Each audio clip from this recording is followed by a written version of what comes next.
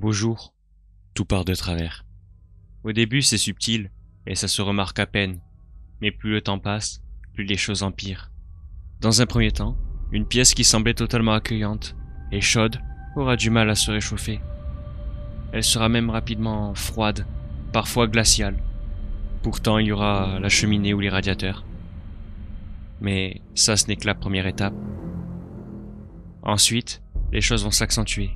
Comme si le froid ne suffisait plus, maintenant, c'est des chuchotements, à peine perceptibles.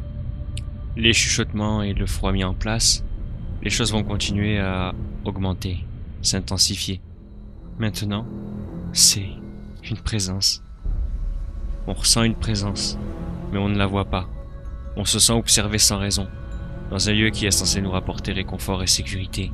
Si au début, c'est difficile de discerner quelle pièce en particulier est touchée, on remarquera bien vite que les choses changent.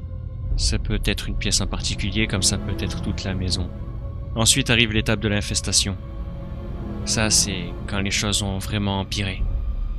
Plus des chuchotements, du froid, de la présence.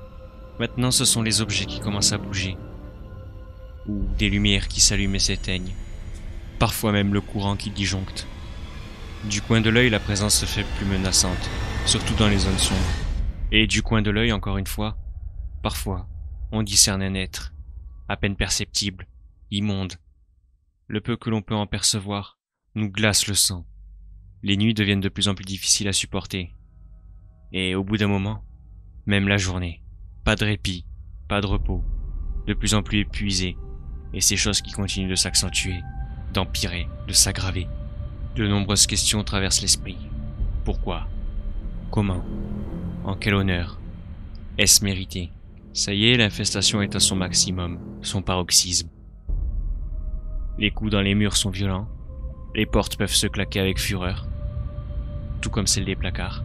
Les murmures sont de plus en plus forts et présents, et pour accentuer le tout, d'horribles cauchemars peuvent survenir.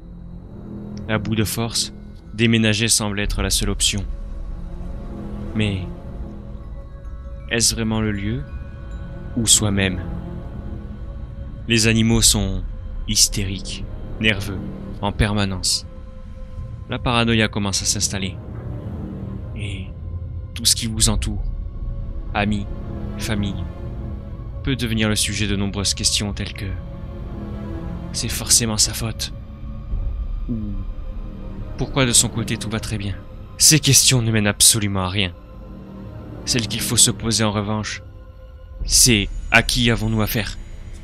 D'où est-ce que ça vient? Pourquoi? Et comment s'en protéger? Si comble de malchance, c'est un des pires modèles que vous avez eu. Alors dans ce cas-là, surveillez les proches est la meilleure des solutions. Voir lequel serait potentiellement le plus fragile ou possédable. C'est fou comme les choses peuvent très vite déraper.